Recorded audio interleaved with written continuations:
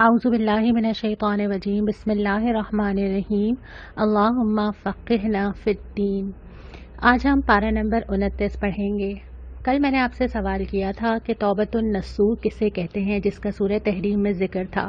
توبۃ النصوح کہتے ہیں ایسی خالص توبہ جس میں کوئی ریا نہ ہو، کوئی نفاق نہ ہو، سچے دل سے بندہ اپنے گناہوں پر شرمندہ ہو اور اللہ کے سامنے عاجزی کے ساتھ گڑ گڑائے، لیکن اس کے ساتھ ساتھ اس نے یہ عہد بھی کیا ہو کہ آئندہ وہ یہ گناہ نہیں کرے گا۔ ہاں، البتہ اس کا تعلق کسی انسان سے ہے، کسی کا حق مارا ہے، کسی کے ساتھ زیادتی کی ہے، اس کی تلافی ضرور کرنی ہوگی۔ اس کے بعد پھر ہم اپنا سپارہ شروع کرتے ہیں۔ ابتدا ہوتی ہے سورہ ملک سے، عذاب سے بچانے والی سورت۔ جیسے کہ میں نے پہلے بھی ذکر کیا تھا کہ ان تمام صورتوں میں سمجھنے کی بات یہ ہے کہ یہ صورت مجھے ایسا کیا سبق دے رہی ہے کہ میں اس عذاب سے بچ سکوں۔ جب مجھے قبر کے عذاب سے بچا لے گی، کیا سیکھوں گی میں اس صورت سے؟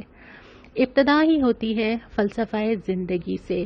بہت بابرکت ہے وہ ذات، ہر چیز پہ قدرت رکھنے والی، اس نے تمہیں پیدا کیا، موت دی، زندگی دی، امتحان گاہ بنائی۔ اصل میں یہ جو دنیا میں آنا اور یہ جو دنیا سے جانا ہے، یہ تمہارا امتحان ہے، اور وہ یہ دیکھنا چاہتا ہے کہ کون اچھے عمل کرتا ہے۔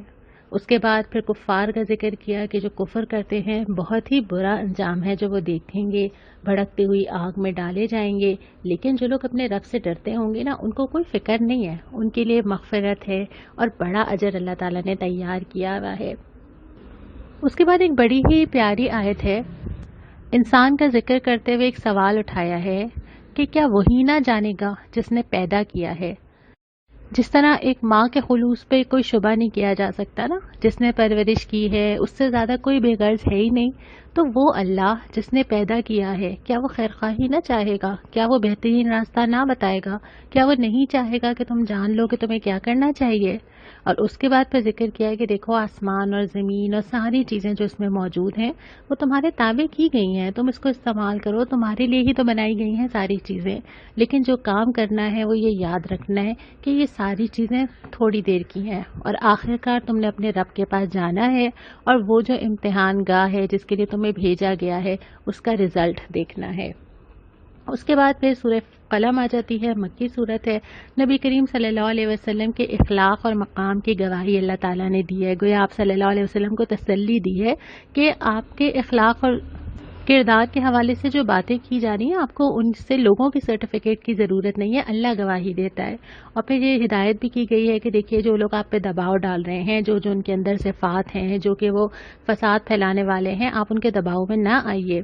اور پھر باغ والوں کی مثال جیسے سورہ کہف میں دی گئی تھی کہ ایک ہی باغ میں دو لوگوں کا دو رویہ، شکر کا اور کفر کا، اسی کو دہرایا گیا، اور پھر وعدہ کیا گیا ہے ان لوگوں کے لیے جو اس دین کے لیے مشکلات اٹھا رہے ہیں، جو تعداد میں تھوڑے ہیں، جن کو دین پہ چلنا مشکل لگ رہا ہے، ان سے فرمایا کہ تمہارے لیے جنت تیار ہے، اور جو لوگ تمہیں پریشان کرتے ہیں اس پہ پریشان ہونے کی ضرورت نہیں، وہ تو اللہ کا کام ہے، اللہ کو جس سے نمٹنا ہے، جیسے نمٹنا ہے اللہ نمٹ لے گا، تمہیں صبر سے اپنے کام میں لگے رہنا ہے۔ حضرت یونس کی مثال کا ذکر کر کے پھر ہدایت یہ کی گئی ہے کہ تمہیں صبر سے کام کرتے چلے جانا ہے، بے صبرے نہ ہوئیے، صبر کیجیے۔ اس کے بعد پھر سورہ حاقہ آتی ہے۔ شروع ہی میں فرمایا کہ جو چیز ہونی ہے یعنی قیامت کا دن، وہ تو ہو کر رہے گی۔ بڑے بڑے زوراور لوگ آئے، بڑے بڑے دعوے کیے، چیلنج کیا نبی کو، لے آؤ عذاب، کیوں نہیں آتا عذاب، اچھا کہ عذاب آئے گا۔ اور اب ہم تاریخ پڑھتے ہیں کہ لوگ کیسے کیسے گئے اور کیا کیا فیس کر کے گئے۔ پھر قیامت کی منظر کشی کی ہے کہ جب سارے لوگ کھڑے ہوں گے اور کیا دل دھک دھک کر رہا ہوگا، اور پھر کیسے اعمال نامے آئیں گے، اور جس کے سیدھے ہاتھ میں دے دیا جائے گا وہ تو اتنا خوش ہوگا، مطمئن ہوگا نا، کیونکہ وہ جو ٹینشن تھی ساری زندگی کہ مجھے اس راہ سے اس راہ پہ نہ چلی جاؤں، میں نے ایک ایک قدم پھونک پھونک کے نکالنا ہے، جب انسان کے اوپر سے وہ سٹریس ہٹے گا نا تو وہ بہت خوش ہوگا کہ اب مجھے کانشیس نہیں رہنا، میں جو چاہے کروں۔ اور پھر وہ کہے گا کہ مجھے تو پتا تھا، یہ تو ہونا تھا، میرے رب کا وعدہ تھا، اور وہ جنتیں اور ساری پسندیدہ چیزیں اس کے لیے کھلی ہوئی ہوں گی۔ لیکن جس کے بائیں ہاتھ میں دیا جائے گا وہ اس کی زندگی میں بہت سارے کاش ہوں گے۔ اللہ تعالیٰ اس کاش سے ہمیں محفوظ رکھے۔ پہلے آیا تھا کہ وہ کہیں گے کاش دنیا میں واپس چلے جائیں، یہاں پہ آیا ہے کہ کاش نہ دیا جاتا، کاش حساب کا ذکر ہی نہ ہوتا، کاش وہ موت فائنل ہوتی ہے، وہ اٹھایا نہ جاتا، لیکن کچھ بھی کام نہیں آئے گا۔ اور اس کے بعد فرمایا کہ قرآن رب العالمین کا نازل کردہ ہے، اس کی وسعت، اس کی گہرائی، اس کی حکمت تمہاری سوچ سے بھی بہت زیادہ ہے۔ پھر سورہ معارج آتی ہے۔ عذاب کا ذکر کرتے ہوئے لوگوں کے رویے کا ذکر آتا ہے کہ لوگ جلدی مچاتے ہیں، لوگ کہتے ہیں کیوں نہیں آ جاتی، کیوں نہیں آ رہا۔ جب وہ آ جائے گا تو اس کو کوئی روک تھوڑی سکے گا۔ اور نبی کریم صلی اللہ علیہ وسلم کو صبر کی تلقین کی گئی کہ آپ حوصلے اور صبر کے ساتھ اپنا کام کرتے چلے جائیے۔ قیامت کے دن کی سختی کو دہرایا اور اس کے بعد پھر ذکر کیا انسان کی فطرت کا، کہ بہت ہلکی فطرت کا ہوتا ہے، وہ ذرا سی چیز پہ گھبرا جاتا ہے، ذرا سی کوئی چیز ملے تو پھولنے لگ جاتا ہے۔ تو یہاں پہ ذکر کیا ہے کہ ایک انسان کو جو چیز مضبوطی عطا کرتی ہے، جو چیز اس کے کریکٹر کو مضبوط کرتی ہے، اس کے ایموشنز کو مضبوط کرتی ہے، وہ یہ ساری چیزیں ہیں۔ یہ بہت سارے اعمال ہیں جو انسان کی نفسیات پہ اثرات مرتب کرتے ہیں۔ یعنی یوں سمجھیے کہ قرآن ایموشنل ہیلتھ کے لیے، اپنے اندر بردباری پیدا کرنے کے لیے، ٹھہراؤ پیدا کرنے کے لیے، بیلنس پیدا کرنے کے لیے جو چیزیں گنواتا ہے وہ یہ ہیں: نماز کی پابندی، شرمگاہوں کی حفاظت، اللہ کے لیے خرچ کرنا، قیامت پہ یقین، روز آخرت پہ یقین، امانتوں کی حفاظت، عہد کا پاس اور راستی پر یا سچائی پر قائم ہونا۔ یہ تمام چیزیں مل کے ایک کریکٹر بناتی ہیں جو اس کو نہ خوشی میں بے قابو ہونے دیتی ہیں، نہ غم میں بے قابو ہونے دیتی ہیں۔ اس کے بعد سورہ نوح آتی ہے، اور سورہ نوح میں ذکر آتا ہے حضرت نوح علیہ السلام کی اپنے قوم کو دعوت کا۔ اور حضرت نوح پہلے تو اپنی قوم کو پکارتے ہیں، ان سے کہتے ہیں کہ میں تمہیں خبردار نہ کروں، میں تمہیں بتاؤں نہ کہ تمہیں کیا پیش آنے والا ہے۔ دعوت دیتے چلے جاتے ہیں، اور جب مایوس ہونے لگتے ہیں تو اپنے رب کے حضور وداد سناتے ہیں، اللہ تعالیٰ کو بتاتے ہیں، کہتے ہیں کہ اللہ، میں نے ان کو اتنا پکارا، صبح پکارا، شام پکارا، رات پکارا، انہوں نے نہیں سنا، اور یہ جتنا میں ان کو دعوت دیتا ہوں ان کی ضد میں اضافہ ہوتا چلا جاتا ہے، ان کا کبر بڑھتا چلا جاتا ہے، اور اس کے بعد وہ یہ مقدمہ اللہ تعالیٰ کے پاس رکھتے ہیں۔ لیکن جتنے جملے اس کے اندر آئے ہیں نا، اس میں شکایت نہیں ہے، اس میں خیر خواہی ہے، اس میں فکر ہے، اس میں پریشانی ہے، اس میں رنجیدگی ہے، اور اس میں وہ کہتے ہیں کہ اب تو یہ آپ کے بندے ہیں، میں جتنی کوشش کر سکتا تھا میں نے کی، میں نے کوئی موقع نہیں چھوڑا، کوئی دن نہیں چھوڑا، لیکن یہ انہوں نے مان کر نہیں دیا۔ اور آخر میں پھر پہلے تو اس قوم کا مقدمہ اللہ تعالیٰ کے حوالے کر دیتے ہیں کہ یہ قوم ہے اور آپ اس کے ساتھ جو معاملہ مناسب سمجھیں، اور اس کے بعد پھر اس کے بعد دعا کرتے ہیں کہ اللہ ہمیں بخش دے، مجھے بھی، میرے والدین کو بھی، اور تمام مومنین کو بھی۔ اور پھر اللہ تعالیٰ نے تو وعدہ کیا ہے نا کہ اللہ تعالیٰ نے کتنے قصے ہمیں پڑھا دیے کہ اللہ پہ مومنین کا حق ہے کہ اللہ تعالیٰ ان کو بچا لے، اور اللہ تعالیٰ بچاتا رہا ہے۔ اس کے بعد پھر سورہ جن آتی ہے۔ نبی کریم صلی اللہ علیہ وسلم انسانوں اور جنوں دونوں کے لیے مبعوث کیے گئے تھے۔ یہ قرآن دونوں کے لیے آیا تھا، دونوں سنتے تھے، دونوں ہی ایسی مخلوقات ہیں جن کو اللہ تعالیٰ نے اختیار دیا ہے کہ وہ کون سا راستہ اختیار کرتی ہیں۔ البتہ انسانوں کو ایک فضیلت زیادہ حاصل ہے خلافت کی وجہ سے، کہ اللہ تعالیٰ نے ان کو اپنا زمین پہ خلیفہ بنایا ہے۔ تو جنوں کے گروہ کا ذکر ہے کہ قرآن جب انہوں نے پڑھا تو کیا اثر لیا، آپس میں کیا بات کی، اور اس کے بعد یہ بتایا کہ جس کو نعمت چاہیے نا اس دنیا میں، جو چاہتا ہے کہ اللہ تعالیٰ کی نعمتیں مجھے ملیں، کون نہیں چاہتا؟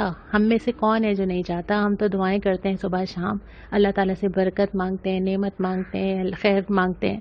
اللہ تعالیٰ کہہ رہے ہیں اگر چاہیے تو کیا کرنا ہے؟ دین پر قائم رہنا ہے، ثابت قدم رہنا ہے، دین پر جمے رہنا ہے، اپنے آپ کو جما کے رکھنا ہے، پھر اللہ تعالیٰ وہاں سے راستے کھولے گا کہ انسان حیران رہ جائے گا۔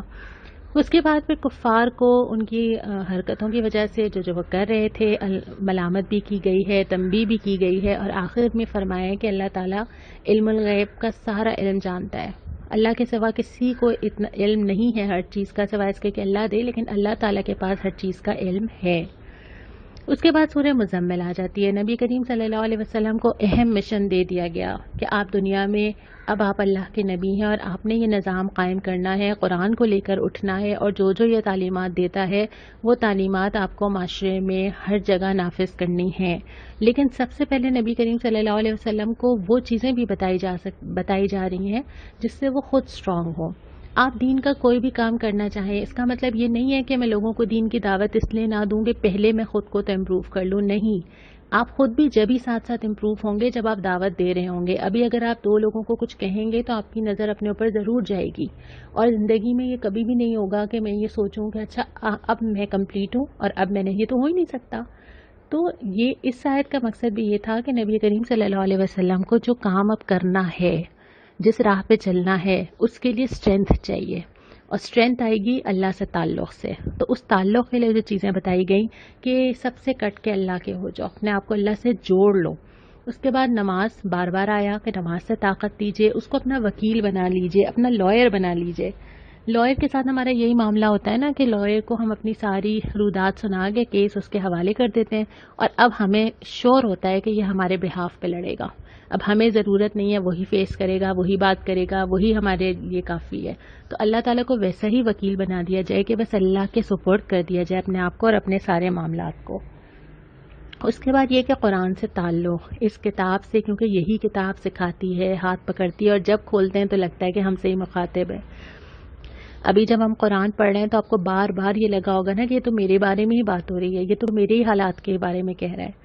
اس کے بعد پھر فرمایا صبر کرو. صبر کے بہت سارے مفہوم میں سے ایک یہی ہے کہ ڈٹے رہو، اور پھر یہ کہ قیام اللیل، راتوں کا اٹھنا، راتوں کو اللہ کے سامنے بیٹھنا، اللہ سے دعا مانگنا، نمازیں پڑھنا، اور پھر یہ کہ اللہ کا ذکر، اللہ یاد رہے ہر وقت. اللہ کے ذکر کی بہت ساری شکلیں ہیں، جس میں وہ اذکار بھی ہیں جو سکھائے گئے ہیں، اور یہ بھی کہ اللہ یاد رہے، اس کو بھی ذکر کی ایک شکل ہے. اور پھر یہ کہ رزلٹ کی فکر نہ کریں، نمٹنے کا کام اللہ پہ چھوڑ دیں. ایفرٹ آپ کی ہونی چاہیے، رزلٹ اللہ کا. ہمارے ساتھ یہ بھی ہوتا ہے کہ ہم جب لوگوں کو اچھی بات بتانا چاہتے ہیں، کبھی کبھی ہمیں حکمت نہیں آتی، وہ بھی ہمیں سیرت پڑھنے سے آئے گی، اور کبھی کبھی ہمیں رزلٹ نہیں ملتا، تو ہوتا یہ کہ ہم پریشان ہو جاتے ہیں. ہر انسان اپنا ٹائم لیتا ہے، اس کو اپنا ٹائم لینے کا حق ہے کہ وہ سوچ سمجھ کے آئے. یہ ایسی چیز نہیں ہے کہ میں کسی کے بولنے سے شروع ہو جاؤں نا. اگر آپ زبردستی کسی کو، جہاں پہ آپ کا اختیار ہے، مثال کے طور پہ اگر آپ کے بچے بھی ہیں، اگر آپ ان کو زبردستی لے آئیں گے تو جیسے ہی موقع ملے گا وہ ہٹ جائیں گے، وہ دور ہو جائیں گے کسی بھی چیز سے. تو فیصلہ کرنے کے لیے سمجھانا، تعلق بنانا، ٹائم دینا ضروری ہوتا ہے. اور اگر آپ کسی کو تلقین کریں اور وہ آپ کو ویسے رسپانس نہیں کر رہا، تو ہو سکتا ہے وہ اپنا ٹائم لے رہا ہو، اور ہو سکتا ہے کہ وہ سوچ سمجھ کے آئے تو زیادہ بہتر طریقے سے آئے. دوسری بات یہ کہ آپ کا کام یہ ہے کہ آپ کیا کر رہے ہیں نا، آپ کا کام یہ نہیں ہے کہ رزلٹ کیا آ رہا ہے. پھر یہ کہ جس کا جی چاہے اپنے رب کی طرف آنے کا راستہ اختیار کر لے. کتاب موجود ہے، ہدایت موجود ہے. اس کے بعد پھر اگلے رکوع میں نبی کریم صلی اللہ علیہ وسلم کو آسانی دی گئی کہ جتنا آپ کے لیے آسان ہو اتنا ہی کر لیجئے. اور اس کے بعد نماز، زکوٰۃ اور قرض حسنہ کی تلقین کر کے آخر میں یہ سارے کام کرنے کے بعد بھی جو چیز آپ کو چاہیے ہوگی نا آخر میں، وہ چاہیے ہوگی اللہ تعالیٰ سے مغفرت. اللہ معاف کر دے، اللہ رحمت کا معاملہ کرے ہم سب کے ساتھ. اس کے بعد سورہ مدثر آتی ہے، اور شروع ہی میں مشن دیا جا رہا ہے. پہلی وحی آ چکی ہے، اقرا بسمی کہا جا چکا ہے، نبی کریم صلی اللہ علیہ وسلم منتظر ہیں، اور اب دیا جا رہا ہے کام جو اگلے 23 سال کرنا تھا. کام یہی تھا، یا ایھا المدثر قم فانذر وربک فکبر. اٹھیے، خبردار کیجیے، اور اپنے رب کی کبریائی کو قائم کیجیے. اعلان کر دیجیے کہ اللہ بڑا ہے، اور اس کے بعد یہ بڑائی ہر جگہ قائم ہوگی، ہر معاملے میں، عدالت میں، سیاست میں، معاملات میں، مسجد میں، گھروں میں، ہر جگہ. سب سے اوپر بڑائی کا مطلب ہی یہ ہے کہ جس کو بڑا سمجھ کے جس کی مانی جائے. ایسے تو نہیں اللہ تعالیٰ ہم سے روزانہ اللہ اکبر اللہ اکبر اللہ اکبر، اذان ہو رہی ہے تو اللہ اکبر، نماز میں کھڑے ہو رہے ہیں تو اللہ اکبر، سجدے میں جا رہے ہیں اللہ اکبر، سجدے سے اٹھتے ہیں پھر اللہ اکبر. کیا ہے اس کلمے میں جو بار بار پڑھنا ہے؟ اٹھتے بیٹھتے سجدہ قیام بار بار اللہ اکبر. 5 دفعہ مسجدوں سے پکارا جا رہا ہے اللہ اکبر اللہ اکبر. کیوں؟ تاکہ یاد رہے کہ اب کوئی اور بڑا نہیں ہو سکتا. اور بڑا ہونے کا مطلب یہ ہے کہ آپ کسی اور کی مان ہی نہیں سکتے. اب آپ کو سب سے اوپر، سب سے سپیریئر اگر کوئی ذات ہو سکتی ہے، سب سے سپیریئر اگر کوئی فیصلہ ہو سکتا ہے، کوئی قانون بن سکتا ہے، کوئی دستور بن سکتا ہے، کوئی گھر کے اندر معاملات ہو سکتے ہیں، تو وہ اللہ کی مرضی کے بغیر نہیں ہو سکتے. پھر نبی کریم صلی اللہ علیہ وسلم نے ایک کام شروع کیا، اور اس کے بعد ہم سالہ سال دیکھتے ہیں کہ 23 سال میں جا کے یہ مکمل ہوا. پھر یہ کہا کہ جو بھی لوگ مکبرین ہیں ان سے نمٹنے کا کام اللہ تعالیٰ کا ہے.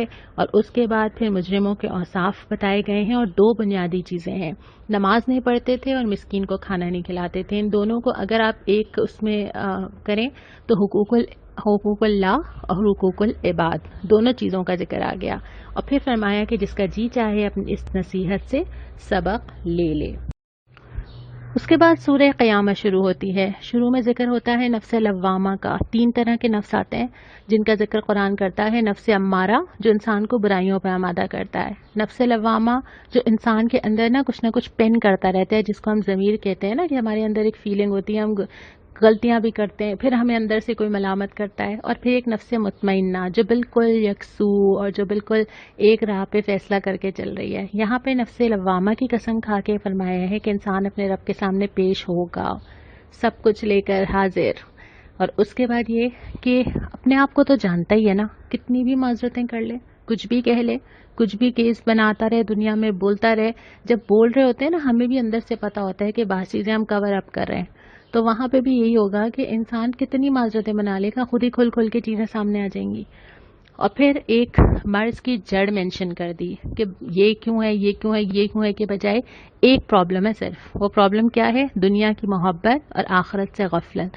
دنیا کے استعمال کی بات نہیں ہو رہی، دنیا برتنے کی بات نہیں ہو رہی. دنیا سجائی ہی تمہارے لیے گئی ہے. دنیا کو دل میں نہیں آنا چاہیے اور دنیا کے پیچھے نہیں بھاگنا چاہیے. دنیا ترجیح میں نہیں آنی چاہیے اور آخرت کی محبت سب پہ غالب رہنی چاہیے. اور جیسے یہ جڑ بتائی گئی ہے نا، اس سے یہ بھی سمجھنے کی بات ہے کہ جب ہم نیکی کی طرف کسی پہ اپنی اولاد کو یا اپنے گھر والوں کو یا اپنے آپ کو بھی لانے کی کوشش کریں نا، تو ہم جڑ پہ پہلے کام کریں، شاخوں پہ نہ کریں.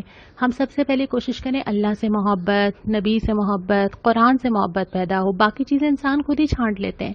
ہم شروع کرتے ہیں اپیرنس، انداز، پرانے ہسٹری، کیسا کہا تھا، کیا کہا، کیا کرتے ہیں. اچھا درس میں جاتے ہیں تو ایسا ہونا چاہیے. ہمارے ذہن میں ایک ہم نے وہ کرائٹیریا بنایا ہوا ہوتا ہے جس پہ دین پہ چلنے والوں کو ویسا نظر آنا چاہیے، اور ہم اسی کرائٹیریا پہ ہر ایک کو فٹ کرنے کی کوشش کرتے ہیں، جو کہ ہر وقت پاسبل نہیں ہوتا. ہر ایک مختلف انسان ہے. دوسری بات یہ کہ جو چھوٹی چھوٹی ڈیٹیلنگ ہوتی ہے نا، ہم بہت سارا فتوے معلوم کرتے ہیں، بہت سارا یہ تو نہیں ہو جائے گا، وہ تو نہیں ہو جائے گا. اس میں کوئی حرج نہیں ہے، لیکن جو پہلا سٹیپ ہے نا، وہ اندر سے شروع ہوتا ہے، وہ باہر سے شروع نہیں ہوتا. ہم اندر سے شروع کریں، اور جس انسان کے اندر اللہ کی محبت آ جائے گی نا، اور جو قرآن کو سمجھ لے گا، اس کے بعد وہ خود ہی اپنی شاخیں نکالے گا. اور اگر آپ زندگی میں کسی پہ کوئی بہت احسان کرنا چاہتے نا، تو خاص طور پہ اپنے بچوں پہ، اگر آپ ان کے اوپر اگر کوئی سب سے بڑا احسان کرنا چاہتے ہیں، ان کو قرآن سے محبت پیدا کر دیں. اس سے یہ ہوگا کہ وہ دنیا میں نہ پریشان ہوں گے، نہ سٹریس کا شکار ہوں گے، نہ وہ دنیا، ایون آخرت تو بنتی ہی بنتی ہے، لیکن دنیا کے اندر بھی اب جتنے سائیکولوجیکل پرابلمز آ رہے ہیں، اور جتنی زیادہ دنیا کھلتی چلی جاتی ہے، اتنی زیادہ اس وقت سائیکولوجیکل پرابلمز، اتنے زیادہ ایموشنل ہیلتھ متاثر ہے. ان ساری چیزوں کے لیے اگر قرآن سے جوڑ دیا جائے نا، اس سے بہتر چیز کوئی نہیں ہو سکتی. پھر سورہ دہر آتی ہے. انسان کی پیدائش کا ذکر ہے کہ اس کو پیدا کیا، امتحان گاہ میں بھیجا گیا، اور ساری چیزیں دیں اس کو، سوچنے سمجھنے کی ساری صلاحیتیں، حسیات دیں. یہ بھی بتا دیا کیا کرنا ہے، کھول کے رکھ دیا قرآن نے. اور اس کے بعد یا تو وہ شکر کرے گا یا وہ کفر کرے گا، اور پھر جو کرے گا وہ انجام پا لے گا. پھر جنت کی نعمتوں کا ذکر کرتے ہوئے نبی کریم صلی اللہ علیہ وسلم کو تسلی دی گئی ہے. اس کے بعد سورہ مرسلات آتے ہیں. اس میں بہت سارے سوال اٹھائے گئے، بہت سارے سوال، اور سوال کر کے متوجہ کیا گیا کہ دیکھو فیصلے کا دن آنا ہے. اور وہی آخرت کی توجہ جو اس پورے سپارے کا مرکزی مضمون تھا، وہ آخرت کی طرف توجہ دلانا تھا کہ فیصلے کا دن تو آنا ہے. جو ٹائم ابھی جا رہا ہے نا، جو گزر رہا ہے، بس یہ مہلت ہے، اور اس کو بہت اچھے سے استعمال کرنا ہے. یہاں پہ یہ سپارہ مکمل ہوتا ہے. آج کا سوال، نبی کریم صلی اللہ علیہ وسلم سے تعلق پیدا کرنے کے لیے ہمیں کہاں سے سٹارٹ کرنا چاہیے؟ آپ صلی اللہ علیہ وسلم سے تعلق ہماری ضرورت ہے نا، اور اس تعلق کے لیے ہم نے زندگی میں کتنی ایفرٹ کی ہوگی. ہم نے بہت ساری پرسنالٹیز کے بارے میں زندگی میں پڑھا ہے، بچپن سے پڑھتے چلے جا رہے ہیں، جن میں ہمیں انٹرسٹ بھی نہیں تھا. ہم نے غالب، مرزا ذوق، ابن انشا، علامہ اقبال، قائد اعظم، سر سید احمد خان، شیکسپیئر، کیا کیا ہم نے نہیں پڑھ ڈالا نا. اور ان سب کی شاعری بھی پڑھ ڈالی، بڑے بڑے کوٹیشنز یاد کر لیے. کس لیے؟ 70 یا 100 مارکس کے لیے. اور ایک ایک چیز پتہ چل گئی، یعنی ان کی پیدائش سے لے کے ان کی وفات تک، ڈیٹ سے لے کے ان کے آباء و اجداد تک، شجرے تک، ہم نے سب رٹ ڈالے. اور اس سے ہمارا مقصد صرف یہ تھا کہ ہم ایگزامز دے سکیں. اور نبی کریم صلی اللہ علیہ وسلم کی سیرت کے بارے میں ہم کتنا جانتے ہیں؟ ہم شاید جانتے ہوں گے خطبہ حجۃ الوداع، کیونکہ ہمیں یہ ہر ایگزام میں آتا ہے، ہم نے یاد کیا ہوگا کبھی نہ کبھی. ہم بڑے بڑے واقعات، ہجرت، غار ثور، ہم یہی واقعات جانتے ہیں کیونکہ یہ ہم نے کہیں نہ کہیں اپنی اسلامیات کی بک میں پڑھے ہوتے ہیں. لیکن کیا ہم نبی کریم صلی اللہ علیہ وسلم کی زندگی کے سورہ مدثر سے لے کر آخری وحی تک 23 ایئرز، کیا ہم جانتے ہیں کہ وہ کیسے گزرے؟ 23 ایئرز میں کتنے مہینے ہوتے ہیں، کتنے ہفتے ہوتے ہیں اور کتنے دن ہوتے ہیں؟ وہ کہاں جا رہے تھے، کہاں لگے تھے؟ تو ایئر بائی ایئر کیا ہم جانتے ہیں ہر چیز کہ کیسے سٹیپ بائی سٹیپ آپ صلی اللہ علیہ وسلم نے شروع کیا اور کہاں تک جا کے پھر ریاست قائم ہوئی تھی؟ نہیں جانتے، کیونکہ ہم نے کبھی اتنا وقت ہی نہیں دیا. لیکن اب ہمیں دینا ہے، اور آپ نے انشاءاللہ یہ سوچنا ہے کہ اللہ کے نبی صلی اللہ علیہ وسلم سے محبت کے لیے مجھے کیا کرنا ہے، کیونکہ محبت پیدا ہونے کے لیے نا جاننا بہت ضروری ہے. بہت سارے لوگ ایسے ہوتے ہیں جن سے ہم ملے ہی نہیں ہوتے اور ہم ان کو دیکھ کے محبت پیدا نہیں ہوتی، لیکن جیسے جیسے ہم ان سے ملنا شروع کرتے ہیں ویسے ویسے ہماری بہت کبھی کبھی بیسٹ فرینڈز ہو جاتے ہیں جن کا شروع میں ہمیں اتنا اچھا امپریشن نہیں آیا ہوتا. اور بہت سارے لوگوں کے تو ہم ملنے ہی نہیں ہوتے، اور جب ہم ملنا شروع کرتے ہیں، جاننا شروع کرتے ہیں، پھر جا کے ان سے محبت ہوتی ہے. تو محبت کی بنیاد جو ہے نا وہ تعلق سے پہلے علم پر ہے کہ ہم تعارف کتنا ہے ہمارا. پہلے تعارف ہوگا پھر تعلق بنے گا. تو تعارف کے لیے ضروری ہے کہ وقت نکالا جائے اور نبی کریم صلی اللہ علیہ وسلم کے بارے میں پڑھا. اور یہ جو سارا قرآن ہم نے بہت بریفلی پڑھا، اس قرآن کے اندر کتنے سارے مرحلے ایسے تھے جو ان حالات پہ تبصرہ کر رہے تھے جس سے اسلام گزر رہا تھا.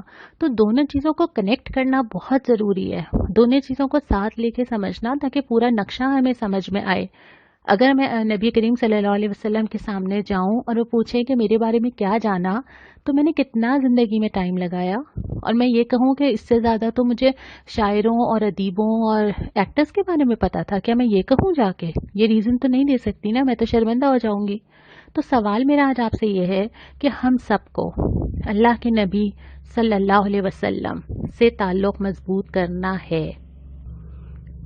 اس تعلق کو مضبوط کرنے کے لیے کیا کرنا چاہیے، کیا سٹیپس ہونے چاہیے، اور یہ بھی کہ ہم کیا کریں گے.